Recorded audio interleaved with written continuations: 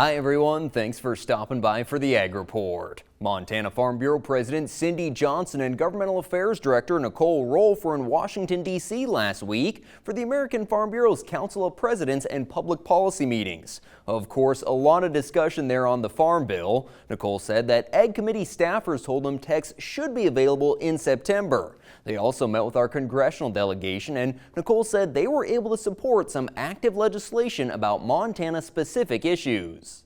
The Fort Belknap Indian Community Water Settlement Act. We want to see these compacts get settled so we can move towards final adjudication. Another bill that was heard last week that we support, a bill introduced by Senator Daines that will release 3 wilderness study areas that have been declared unsuitable for a wilderness designation. We've got to do something to make sure that we keep land in production and just be returned to multiple use.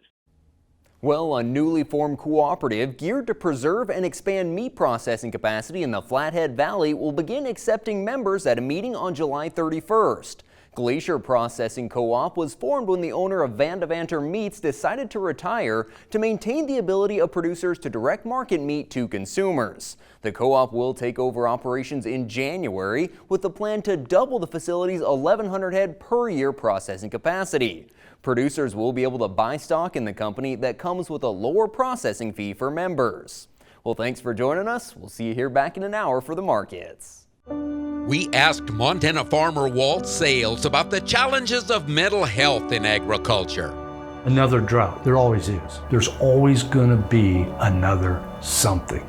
I grew up in a generation of you pulled yourself up by your bootstraps, but it's become evident is what do you do if you can't even find those bootstraps? If you need to talk to somebody, go to beyondtheweather.com for free counseling for Montana ag producers.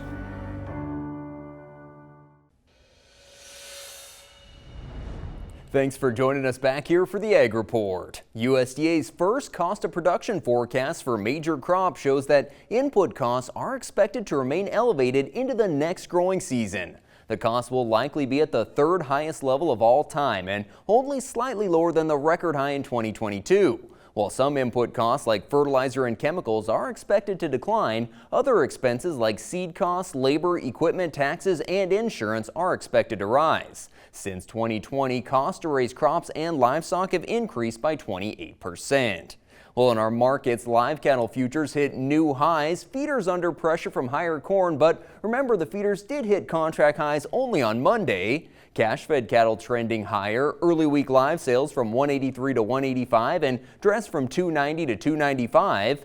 Video sales fire back up on Monday with Northern Livestock Video's Summertime Classic selling 160,000 head. In last week's video market, fall delivered calves sold $70 to $90 a hundredweight higher than the same sales a year ago. 5-weight steers from our region averaging $303 and 6 weights at $276.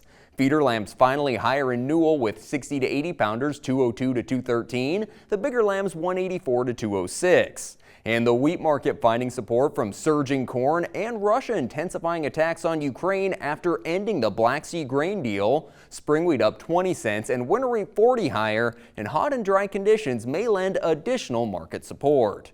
Well, that's it for today's report. Have a great day.